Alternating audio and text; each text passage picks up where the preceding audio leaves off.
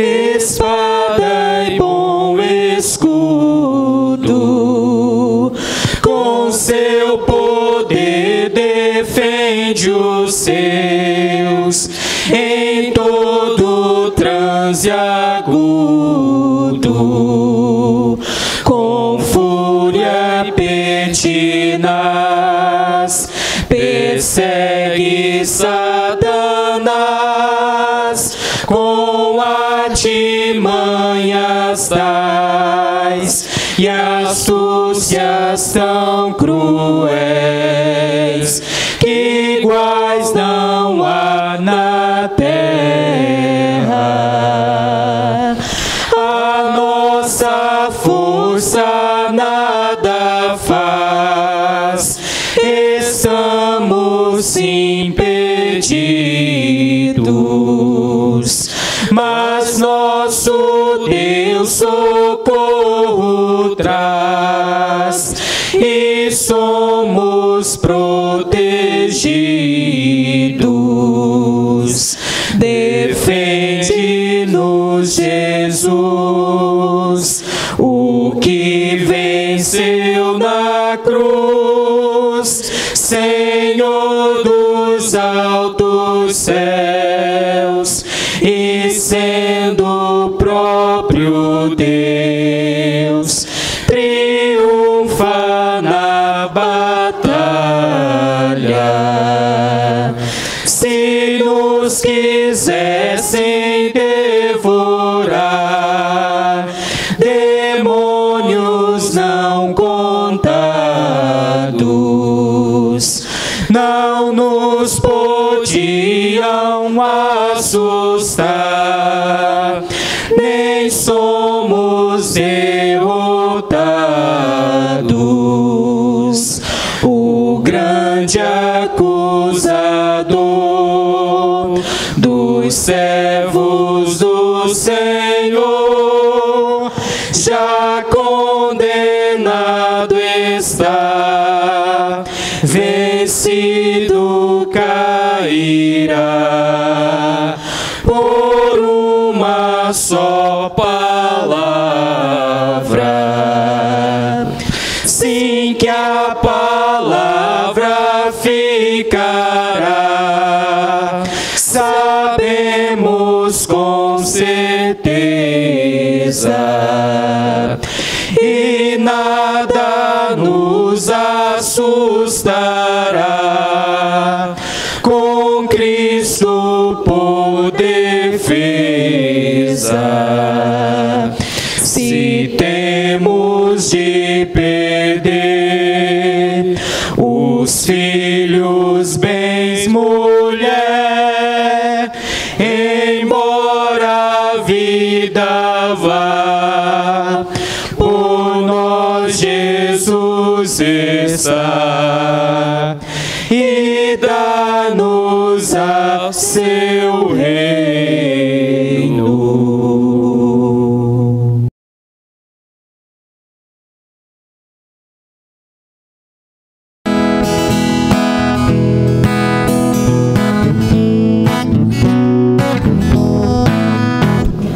Hoje forte contundente a guerra do pecado, mas os seus clangores não podem me afligir. Sei em quem confio, pois na rocha estou firmado, e celestes bênçãos irei fruir, olhando para Cristo, grande autor da salvação. Prossigo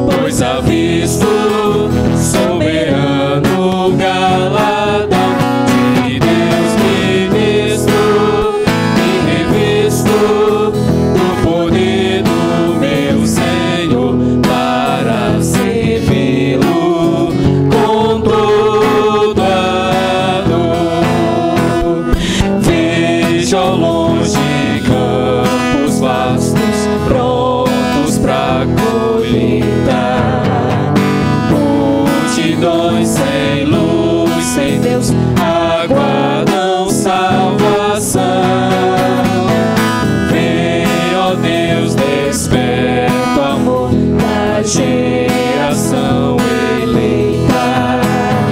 Para os seus obreiros concede unção, olhando para Cristo, grande autor da salvação.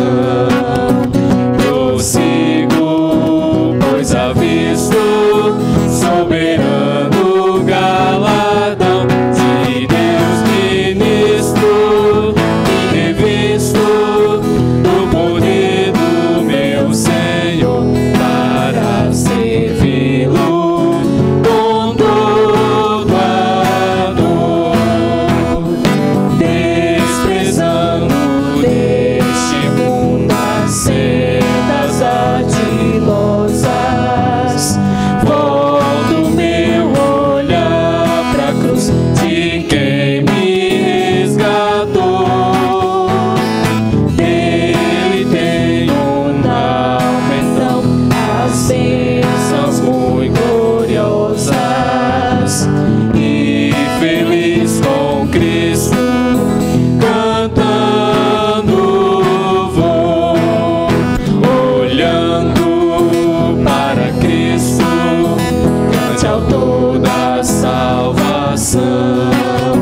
Prossigo, pois avisto soberano galardão de Deus, ministro e revisto do poder do meu Senhor, para servi-lo com todo amor.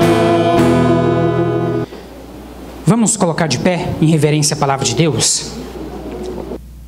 Será projetado no slide aqui também, Romanos capítulo 1, versos 16 e 17.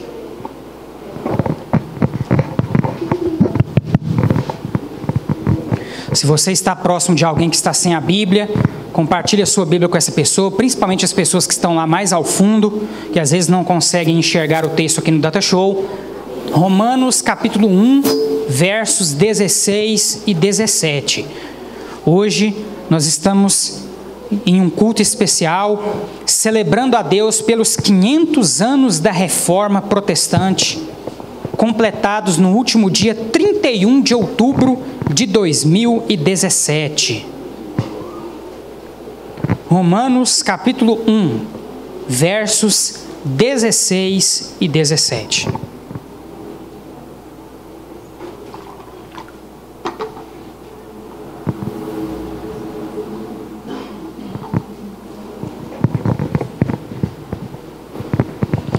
Amém ou misericórdia?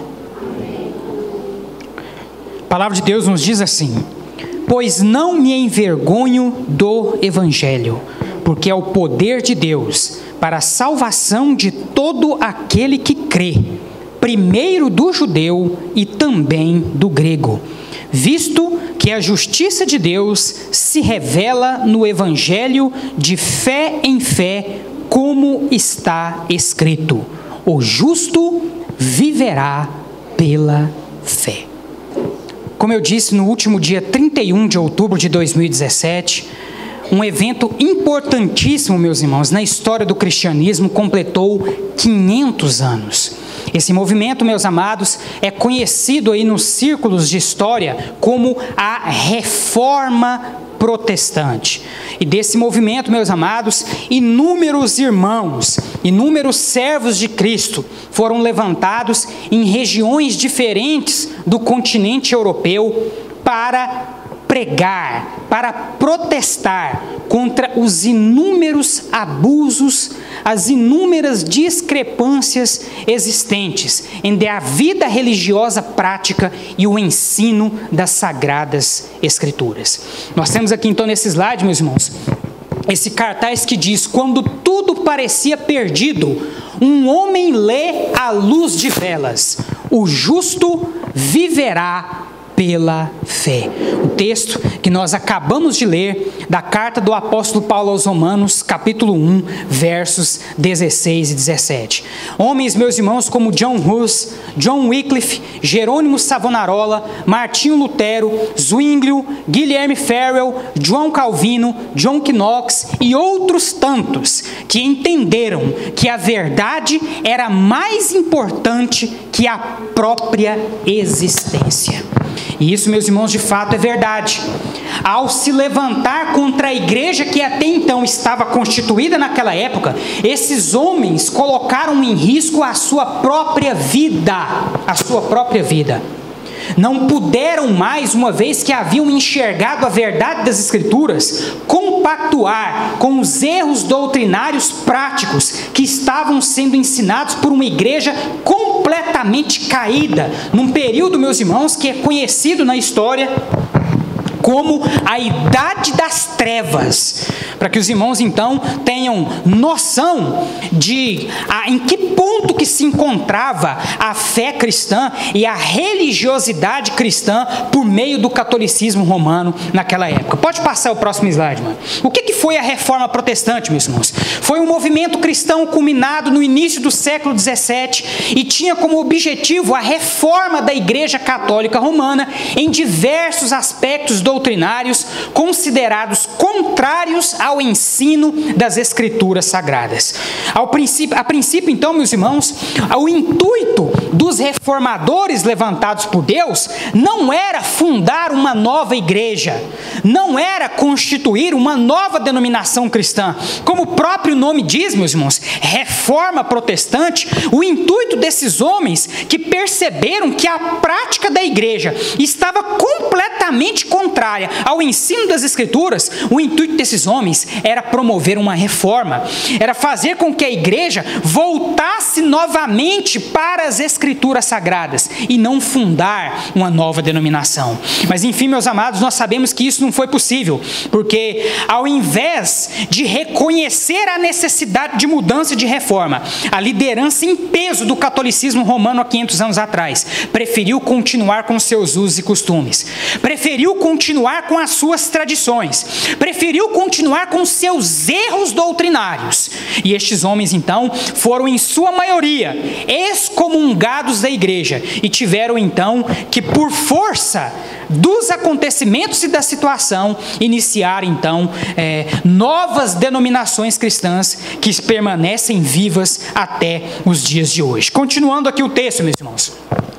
A reforma teve seu auge em 31 de outubro de 1517. É por isso, meus irmãos, que essa data é considerada, até os dias de hoje, esse dia é considerado como o dia da reforma. Por quê? O que aconteceu nesse dia? Foi nessa ocasião em que o monge alemão Martinho Lutero afixou na porta da igreja do castelo de Wittenberg, na Alemanha, as chamadas 95 teses, 95 artigos. Já deixa preparado o outro microfone de fio para mim, por favor. 95 artigos, meus irmãos, em que ele fazia o quê? Condenava os abusos cometidos pelo alto clero católico. Então, meus irmãos, a principal igreja, irmã Jaqueline, ali da cidade em que Lutero atuava, a igreja do castelo de Wittenberg, igreja na qual ele mesmo serviu como padre, ele mesmo serviu como monge. Foi ali, na porta daquela igreja, após aí completar o seu doutorado em teologia e ter então conhecimento profundo dos textos originais da Bíblia Sagrada, aos quais até então, mesmo já sendo um padre, ele ainda não havia conhecido. Olha só que coisa assombrosa, meus irmãos. Lutero já era um padre, já era um monge, certo? Mas até aquele momento ele ainda não havia tido contato real com as Escrituras Sagradas. Foi apenas no doutorado em teologia que ele foi enviado pelo seu tutor, pelo seu mentor para fazer. Foi ali, na faculdade de teologia, cursando ali o seu doutorado, é que ele teve contato com os originais das Escrituras e percebeu assombrosamente o erro que a Igreja Católica estava vivendo com suas inúmeras práticas pagãs. Os irmãos terem noção, meus amados, naquela época, na sede do catolicismo romano, mais propriamente dizendo Roma, certo? Que até os dias de hoje ainda é reverenciada pelos católicos, apesar de existir hoje em dia um Estado católico que é o Vaticano, mas Roma ainda continua tendo essa importância. Naquela época, meus irmãos, a depreciação da fé católica era tanta que em Roma haviam prostíbulos para clérigos. Haviam prostíbulos destinados apenas para o clero católico. Tamanha era a depravação da igreja. E Lutero, meus irmãos, quando chega ali em Roma, ele era lá do interior, né? Chega lá na capital, esperando o quê? Esperando ter um avivamento espiritual, esperando ver os seus companheiros de fé, mas ver ali pessoas firmes, pessoas de fato que lhe serviam de exemplo. E quando ele chega ali, com o que ele se depara? Com essa situação lastimável.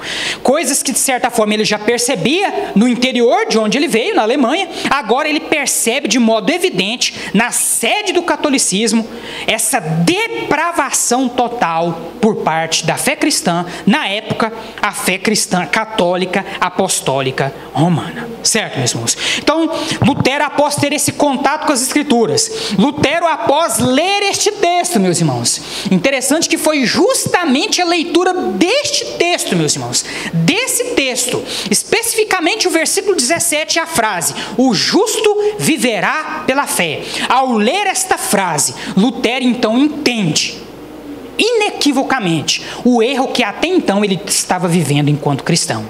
E o erro que a Igreja Católica Apostólica Romana estava fazendo com que inúmeros cristãos inocentemente viessem a cometer. Por que eu digo inocentemente? Porque naquela época, meus irmãos, as pessoas não tinham acesso às Escrituras.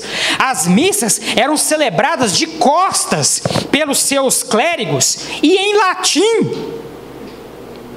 De todas as formas, a Igreja Católica tentava, meus amados irmãos, assombrar ou tornar em sombra o ensino das Escrituras para os cristãos.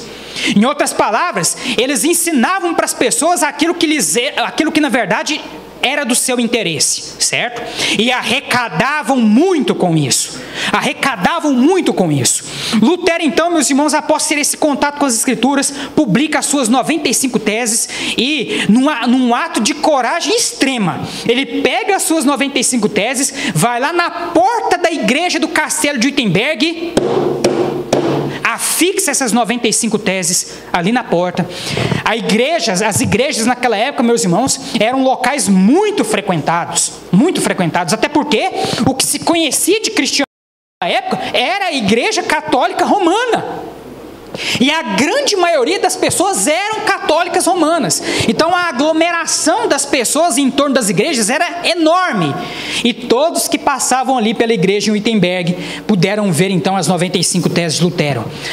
Teses nas quais, meus irmãos, ele condenava uma das lástimas da história da igreja cristã, e especialmente falando, uma das lástimas da história da igreja católica romana, as chamadas indulgências, a venda de propriedades no céu pela igreja católica, coisas que infelizmente muitos ditos evangélicos hoje também têm feito dentro de suas igrejas, vendendo a fé, vendendo as bênçãos, coisas, meus amados irmãos, completamente destrutivas para a fé cristã, coisas que as Escrituras Sagradas jamais ensinaram, que foram feitas pelos católicos há 500 anos atrás e que foram condenadas por esses homens há 500 anos atrás.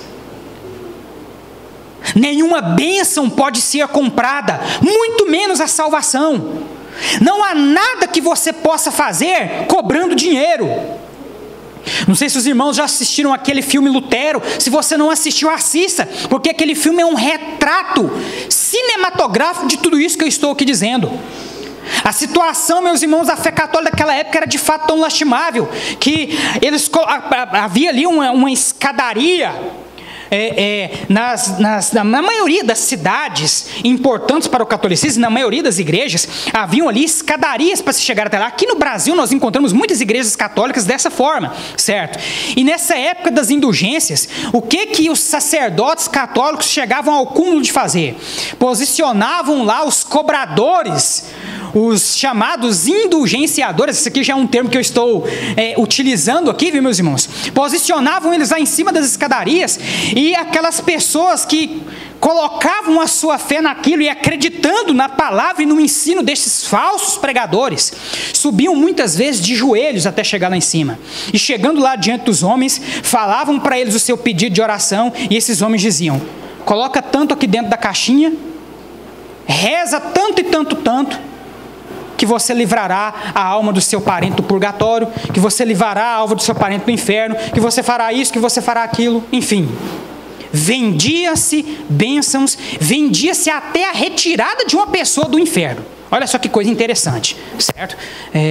Se de fato fosse fácil assim, né, meus irmãos? Nós, pelo amor que temos pelas pessoas, venderíamos tudo que tínhamos para não ver nenhum dos nossos familiares padecer no inferno, certo? Mas infelizmente, esse tipo de livramento não pode ser comprado. E foi contra essas coisas, meus irmãos, que estes homens se levantaram. As 95 teses de Lutero, boa parte delas falava contra essas abominações, e especialmente contra as indulgências. E o triste, meus amados irmãos, é que se hoje nós não vemos os católicos fazerem isso mais, triste é saber que hoje alguns ditos evangélicos, porque na verdade não são, certo? Mas alguns ditos evangélicos têm trazido de novo à tona essa maldição através da chamada teologia da prosperidade. Mas continuando aqui a leitura, meus irmãos, vários foram os nomes que se destacaram durante esse período de protesto, dentre os quais estão John Wycliffe. John Wycliffe, meus irmãos, ele foi na verdade um pré-reformador. A reforma, meus irmãos, na verdade, ela foi, ali foi o auge dela, com a fixação por Lutero das 95 teses no dia 31 de outubro de 1517, ali na verdade nós tivemos o auge da reforma, mas as bases dessa reforma já estavam sendo lançadas há muitos anos atrás. E os antecessores de homens como Lutero, Calvino, foram esses: John Wycliffe, John Hus, autor da famosa frase: prefiro ofendê-los com a verdade do que matá-los com a mentira. Foi com pregações dessa forma, meus irmãos, que homens como John Wycliffe, John Hus, lançaram as bases para o auge da reforma que aconteceu então com Martinho Lutero. Jerônimo Savonarola também foi um pré-reformador, Martinho Lutero já um reformador, Ulrico Zwinglio também um reformador, Guilherme Farel, João Calvino, John Knox e tantos outros, meus irmãos. Na Alemanha o movimento foi encabeçado por Lutero. Em Genebra, meus irmãos, a Suíça, o movimento foi encabeçado por João Calvino. Na região ali da Grã-Bretanha, de modo especial ali na região da Escócia, John Knox, um dos fundadores do presbiterianismo, lançava também a sua pregação. Então, em vários pontos da Europa, quase que concomitantemente, quase que simultaneamente, Deus levantou homens para protestar contra os mandos e desmandos de uma igreja falida, de uma igreja que vivia um período conhecido como Idade das Trevas, por conta das aberrações, por conta das abominações que ela ensinava. Os princípios fundamentais da reforma protestante são conhecidos como 5 solas, e são eles: sola Escritura, somente as Escrituras; solus Christus, somente Cristo; sola gratia, somente a graça; sola fide, somente a fé; soli Deo gloria, glória somente a Deus. Foi em cima, meus irmãos, destes 5 tópicos, desses 5 fundamentos, destes 5 solas, que a reforma protestante, nos 4 cantos da Europa, foi fundamentada. Eles se levantavam a sua voz e diziam: nada de tradição humana, nada de tradição dos homens, nada de ensino humano, somente as Escrituras, somente Cristo, somente a fé, somente a graça, glória somente a Deus. Esse, meus amados, foi o ensino maciço da reforma protestante. Graças ao movimento reformista, surgiram nas diferentes regiões da Europa as chamadas igrejas protestantes, denominações históricas que permanecem em plena atividade até hoje. Luteranos, da igreja luterana; presbiterianos, da igreja presbiteriana, congregacionais, da igreja congregacional, anglicanos, da igreja anglicana, anabatistas, que hoje são conhecidos aí pelos menonitas, que são na verdade discípulos de Menon Simons, que foi um anabatista e que mais tarde passaram então a se denominar menonitas, são os anabatistas. Batistas, nós, meus irmãos, fazíamos parte dessa história. E quando eu digo nós, eu me refiro aqui às igrejas batistas tradicionais, aquelas que se mantêm fiéis ao ensino histórico, ao ensino tradicional, e não tantas outras aí que já se pentecostalizaram, já se renovaram e abandonaram completamente esses princípios que, à custa de sangue, à custa de peleja, foram apregoados por estes homens. Essas denominações, meus irmãos, que são chamadas de denominações cristãs históricas, surgiram então, nesse contexto da Reforma Protestante. Pregaram incansavelmente a fidelidade às Escrituras, foram perseguidos. Os batistas, por exemplo, meus irmãos, pegando aí as suas origens, John Smith, Thomas Harris, os seus fundadores, tiveram que fugir da Inglaterra para a Holanda, porque estavam sendo perseguidos. Na Holanda tiveram contato com os anabatistas. John Smith então decide permanecer com eles. Thomas Harris volta para a Inglaterra e em 1612 funda na Inglaterra a primeira igreja batista organizada, institucionalmente falando. Os princípios batistas, obviamente, que já eram defendidos há muito tempo, mas a primeira igreja batista organizada, em definitivo, foi organizada em 1612, lá na Inglaterra, por Thomas Harris, que antes estava fugido na Holanda. E esse contexto de perseguição, meus irmãos, todos esses homens sofreram. Calvino foi perseguido, Lutero foi perseguido, irmão Ramsés, John Knox, Zwinglio, todos eles, meus irmãos, foram alvo de séria perseguição. Porque se levantaram contra uma igreja rica, que na maioria das vezes era aliada ao poder estatal, e que por conta disso dominava as pessoas, ao invés de ensinar-lhes a verdade. Uma igreja que estava mais preocupada em enriquecer financeiramente, do que em anunciar a verdade para o povo. O povo sequer tinha acesso às Escrituras. Com Lutero, meus amados irmãos, foi feita uma das traduções mais importantes. Lutero sozinho traduz as Escrituras para o alemão e dá aos seus conterrâneos na Alemanha a oportunidade de ler a Bíblia pela primeira vez. Imagine você, para aquelas pessoas, quão maravilhoso foi pegar aquele livro. E o quão assombroso foi ler este livro e ver os erros que eles estavam praticando, sendo guiados por aqueles falsos profetas, que só queriam arrecadar. E hoje, meus amados, nós temos essa Bíblia ao alcance das nossas mãos. Irmão Josimar, eu acho que ele falou que ia trazer umas Bíblias hoje para doar. Trouxe, irmão Josimar? Hoje você ganha Bíblia até de graça, certo? Naquela época, meus irmãos, isso foi, fruto de muito suor. E as pessoas que tiveram acesso a essas traduções se consideravam agraciadas. Hoje em dia, meus irmãos, em lugares como a China, em que os verdadeiros cristãos têm que se reunir até em cavernas para poder testemunhar do seu Deus, receber uma Bíblia, meus irmãos, é motivo de glorificação. É motivo de enorme gratidão, porque eles não têm acesso livre a isso. E nós, meus amados, que temos acesso livre às Escrituras, de tantas formas, até de graça, certo?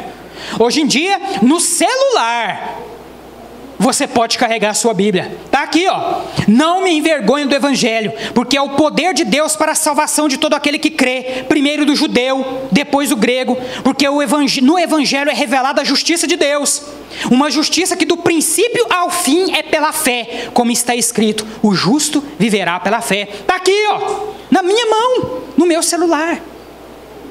Todos os dias, no Falando com Jesus, os irmãos veem que eu mando lá a mensagenzinha bíblica para você. É daqui que eu tiro ela. Nós temos acesso livre a essas escrituras.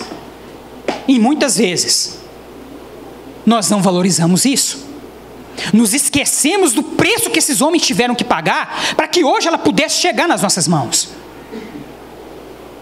Ou você acha que foi fácil traduzir esse texto? Quem faz teologia aqui, que foi meu aluno principalmente, sabe o custo que é traduzir um texto original do grego e do hebraico. Esses dias eu dei uma prova de grego para os irmãos lá. A prova começou 7 horas da noite, deu 10 horas e tinha gente que não tinha terminado. Um versículo, com 10 palavras. E estes homens dedicaram anos da sua vida para que isso chegasse na sua mão hoje.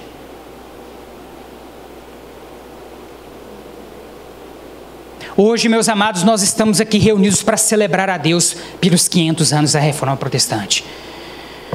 Não só as igrejas históricas, meus irmãos, saíram desse movimento, mas as igrejas evangélicas, de um modo geral, muitas delas que se não se originaram diretamente da Reforma, se originaram das igrejas históricas que surgiram durante a Reforma. Então, quantas e quantas igrejas não saíram, por exemplo, do meio dos batistas?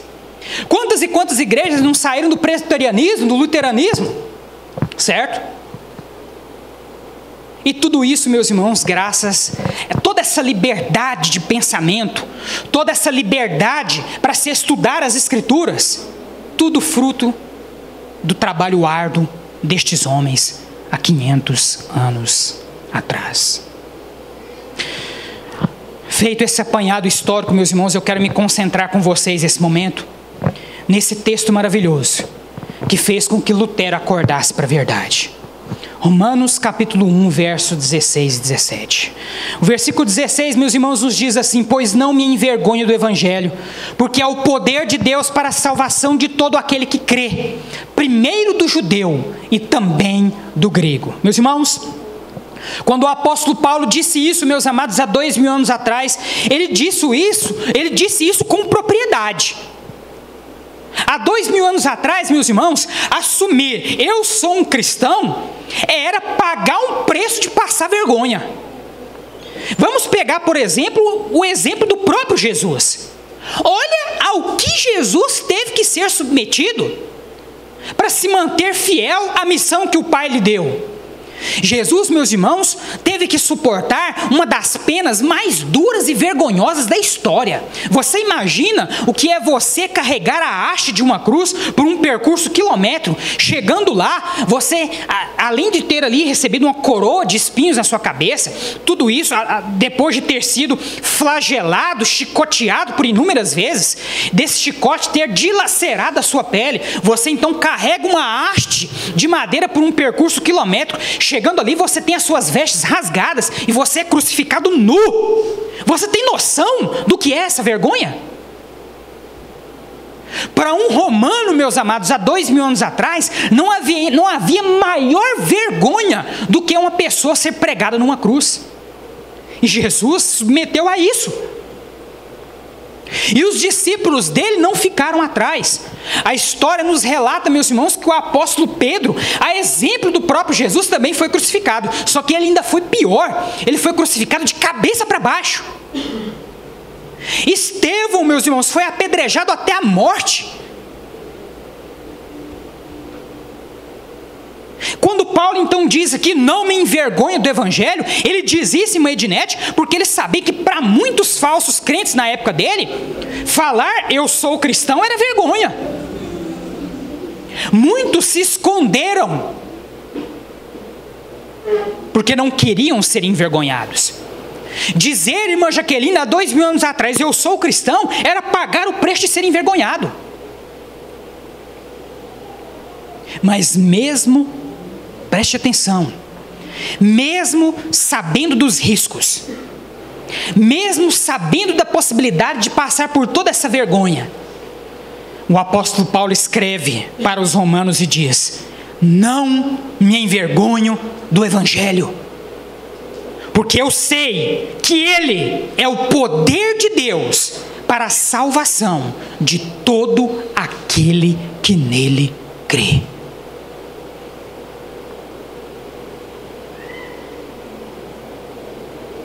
O que o Evangelho é para você?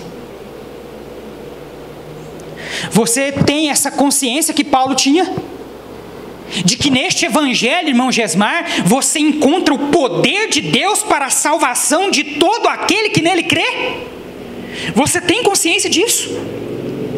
Que é pelo entendimento, pela compreensão dessas Escrituras, que você reconhecerá que você é um pecador? É por meditar nessas Escrituras que você entenderá que precisa de Jesus, e que só por meio de Jesus é que você pode ser salvo. Você se envergonha de Jesus? Você se envergonha do Evangelho de Cristo? Ou você é como estes homens reformadores, que não se envergonham do Evangelho? Ou você é como Paulo, que não se envergonhou desse Evangelho? Que tipo de crente você é, afinal de contas? Eu não me envergonho do Evangelho de Cristo, porque eu sei que Ele é o poder de Deus para a salvação de todo aquele que crê. Creia no Evangelho de Jesus, creia em Jesus Cristo, e serás salvo tu e tua casa. Lutero, meus irmãos, se tivesse ficado só com esse versículo, já teria a irmã Jaqueline conseguido a inspiração que ele precisava para comandar todo esse movimento da reforma. Mas ele continua a sua leitura. O tema central, meus irmãos, de toda a carta aos Romanos, e essa carta ela teve um peso fundamental na história da reforma protestante. O tema central, meus irmãos, da carta de Paulo aos Romanos é a justificação por meio da fé. E esse versículo 17 nós podemos dizer que é o versículo central dessa epístola. E lendo o versículo 17, então, meus irmãos, Lutero lê: visto que a justiça de Deus se revela no Evangelho de fé em fé. Em outras palavras, irmão Alex, não é por meio de indulgências que você alcança a salvação. É de fé em fé, é crendo no Evangelho, é crendo em Jesus e vivendo da forma como Cristo ensinou, que você pode ser salvo. Lutero, meus irmãos, quando ele lê esse versículo 17, ele olha então para o seu contexto e vê tantas e tantas coisas que estavam sendo oferecidas pelo catolicismo romano, como promessa de salvação para as pessoas. Pague tanto e o seu parente será livre do purgatório. Pague outro tanto, seu parente será livre do inferno. Pague outro tanto, você conseguirá um pedaço de terra no céu. Lutero lê esse versículo e vê: meu Deus, é de fé em fé. É pela crença em Cristo, é pela fé em Jesus, não é pelo pagamento. E depois disso, meus irmãos, vem a célebre frase que marca o movimento da reforma até os dias de hoje: a justiça de Deus se revela no Evangelho de fé em fé, como está escrito: o justo viverá pela fé. O justo, o verdadeiro Filho de Deus, não vive com base em promessas de homens. O justo, o verdadeiro Filho de Deus, vive pela fé. Se a sua confiança estiver posta em qualquer outra coisa que não seja a fé em Jesus Cristo, você não é um justo aos olhos de Deus. Você não passa de um rebelde perdido e, como eu digo aqui inúmeras vezes, caminhando a passos largos para a perdição eterna. O justo viverá pela fé. Você tem essa fé? A palavra de Deus, meus irmãos, vai nos dizer em Hebreus capítulo 11, versículo 6, que sem fé é impossível agradar a Deus. E é necessário que aqueles que se aproximam de Deus creiam que Ele existe e que recompensa a todos os que o buscam. Você crê que Deus existe, irmã Jaqueline? Você crê que Deus te recompensa? A maior recompensa que Deus pode dar a você é a salvação eterna, pela fé em Cristo Jesus. Essa recompensa, meus amados, você não vai conseguir por meio de indulgências. Essa recompensa, irmã Rosilane, nós não vamos conseguir pagando ou fazendo barganhas com Deus ou com esses falsos pregadores que existem por aí. Essa recompensa de salvação, meus amados, nós só podemos conseguir de uma forma: sola fide, somente a fé; sola gratia, somente a graça; solus Christus, somente Cristo; sola Escritura, somente a Escritura. E no final das contas, meus amados, reconheçamos nós que o ser humano não pode nada, porque só lhe deu glória. Toda a honra e toda a glória devem ser dadas a Deus.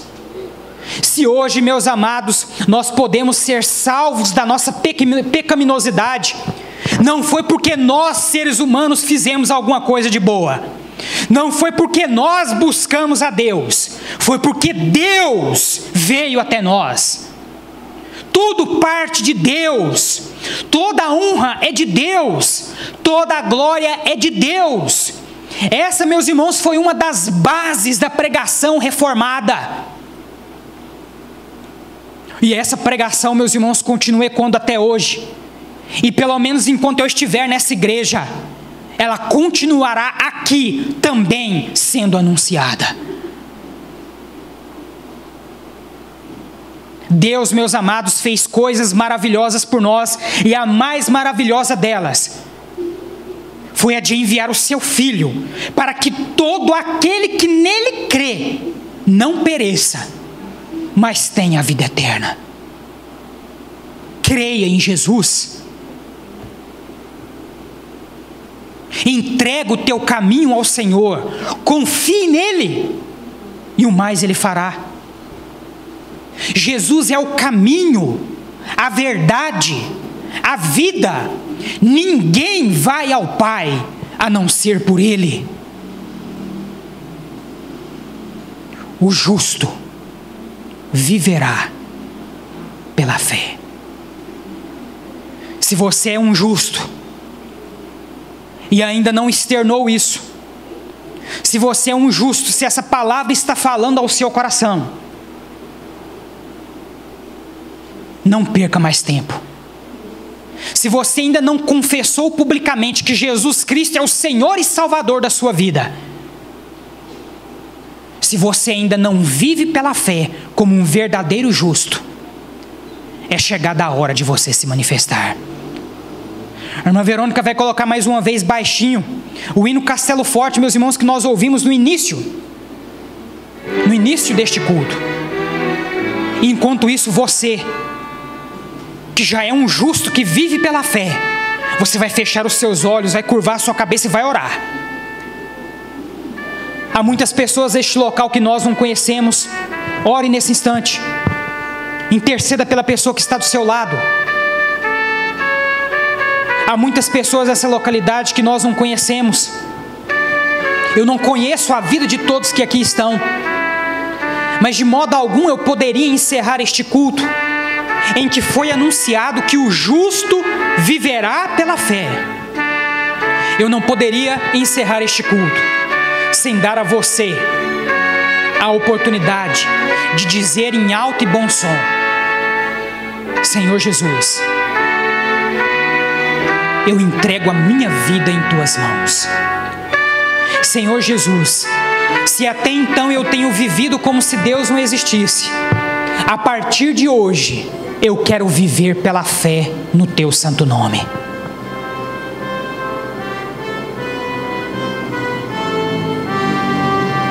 Entrega o teu caminho ao Senhor, confia nele e o mais ele fará. A palavra de Deus, meus amados, nos diz no Evangelho escrito por Mateus, capítulo 10, versículo 32, todo aquele que me confessar diante dos homens, eu o confessarei diante do Pai que está nos céus. Mas aquele que me negar diante dos homens, eu o negarei diante do Pai que está nos céus. Homens e mulheres, no decorrer da história cristã, morreram para que essa palavra pudesse chegar até você na noite de hoje. Se você está ouvindo essa palavra e o Espírito Santo de Deus está falando ao seu coração, e isso é algo que apenas você pode testificar. Eu não posso dizer o que o Espírito Santo está ou não dizendo a você. A palavra de Deus nos diz que é o Espírito Santo de Deus que nos convence da justiça, do pecado e do juízo. E nós acabamos de ver, meus amados, que a justiça de Deus é revelada no Evangelho. Evangelho este que acabou de ser pregado.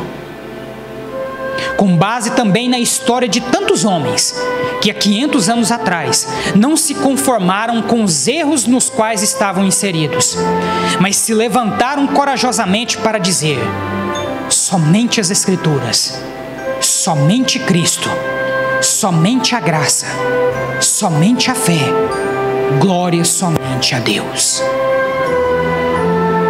Todo aquele que me confessar diante dos homens, eu o confessarei diante do Pai que está nos céus. Mas aquele que me negar ou que se envergonhar de mim perante os homens, eu o negarei diante do Pai que está nos céus. Você nessa noite terá a oportunidade de fazer uma aliança de fé com Jesus e de se unir a esta família de justos que vivem não pelas suas próprias forças. Esta família de justos vive pela fé em Jesus Cristo. Há alguém nessa noite que deseja fazer uma aliança de fé com Jesus? Levante uma de suas mãos, que eu gostaria de orar por você. Não faça nada por constrangimento. Não faça nada por emoção. Se você de fato entendeu a mensagem que esta noite foi pregada e deseja fazer uma aliança de fé com Jesus, levante uma de suas mãos, que eu gostaria de orar com você. Nós temos uma criança que já levantou a sua mão. Há mais alguém nessa noite que deseja fazer parte desse círculo de justos que vivem pela fé?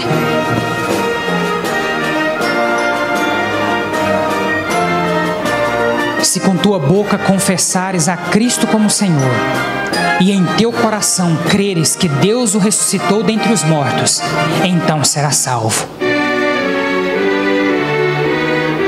Se você crê em Jesus, se você recebeu de bom grado a mensagem que nessa noite foi pregada, faça como essa criança. Levante uma de suas mãos, que eu gostaria de orar com você. Eu não estou te convidando aqui para fazer uma aliança comigo. Eu não estou aqui te convidando para fazer uma aliança com a Segunda Igreja Batista em Rio Verde. Eu estou te convidando para fazer uma aliança de fé com Jesus Cristo. Porque dele, por ele, para ele, são todas as coisas. Sem Jesus, nós não somos nada. Sem Jesus, nós não passamos de pecadores rebeldes, caminhando a passos largos para o inferno. Há mais alguém nessa noite que deseja fazer uma aliança de fé com Jesus? Se houver alguém neste lugar que já fez essa decisão um dia, mas acabou se desviando dos caminhos do Senhor, se você nessa noite deseja se reconciliar com Cristo e com sua igreja, você também terá a oportunidade. Se há alguém nessa noite que deseja fazer essa reconciliação com Cristo e com a igreja, levante uma de suas mãos também, que nós queremos orar por você.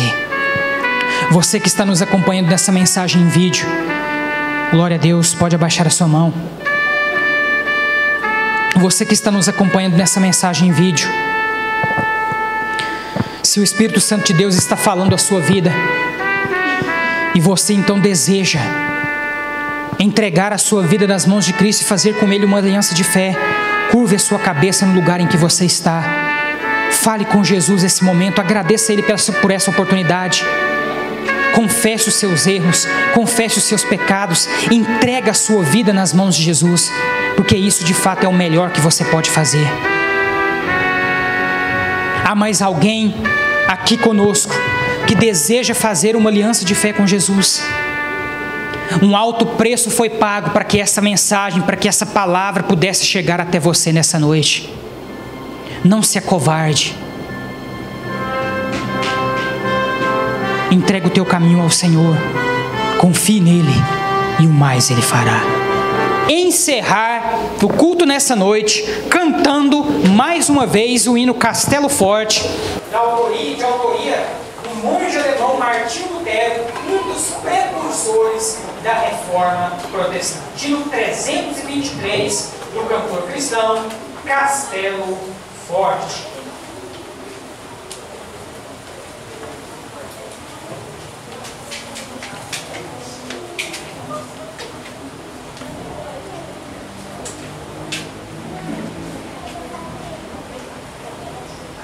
Castelo forte, nosso Deus, espada e bom escudo, com seu poder defende os seus em todo transe agudo, com fúria pertinaz persegue Satanás,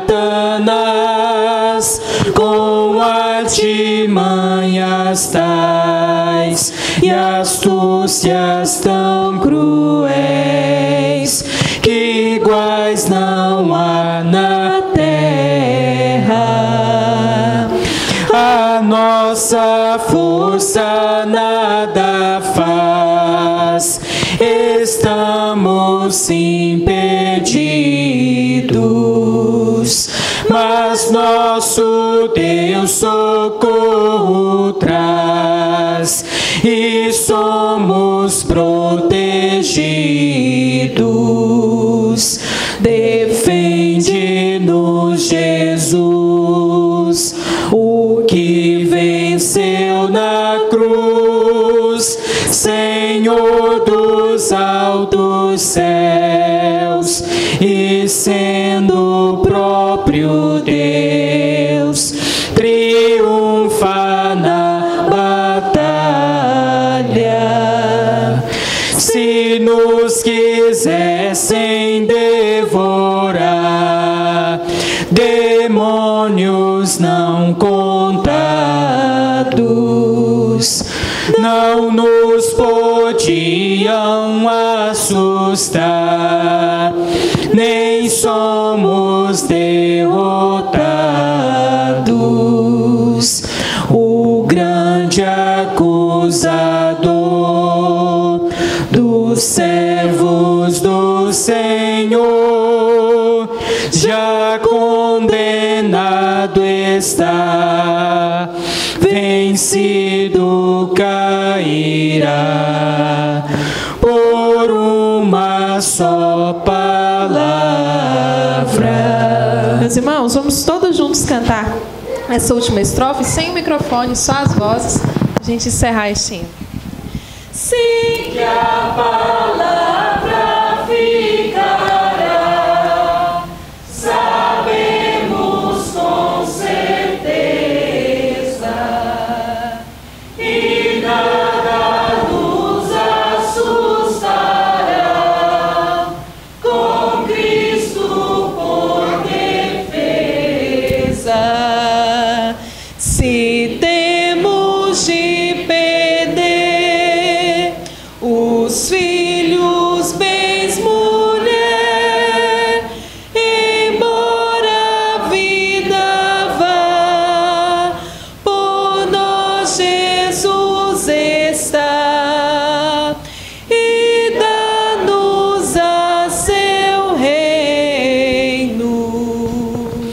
seus olhos, curve a sua cabeça. Vamos agradecer a Deus pelo culto nessa noite. Vamos dar a Ele, mais uma vez, toda a honra e toda a glória. Assim como os irmãos reformadores de 500 anos atrás, só lhe deu glória, toda a honra e toda a glória seja dada a Deus. Senhor nosso Deus, nós te louvamos e te agradecemos pela oportunidade maravilhosa que o Senhor nos concedeu nessa noite, de celebrarmos o teu santo nome, agradecendo ao Senhor pelos 500 anos do movimento de reforma protestante, iniciado, ó Pai, no dia 31 de outubro de 1517, e tendo, Senhor, como precursor o nosso irmão Martinho Lutero e tantos outros homens, ó Pai, que corajosamente se levantaram contra os mandos e desmandos de uma igreja falida e descumpridora dos requisitos da Tua palavra. Estes homens que nos anunciaram a importância de nos mantermos fiéis às Escrituras Sagradas,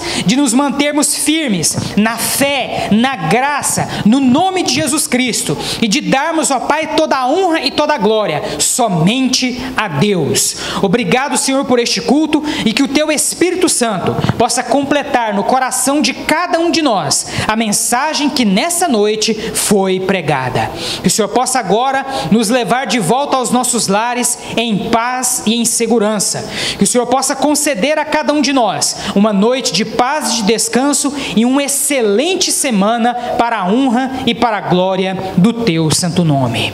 Que a graça do nosso Senhor e Salvador Jesus Cristo, o amor de Deus nosso Pai e a comunhão do Teu Espírito Santo estejam conosco hoje e para todo o sempre.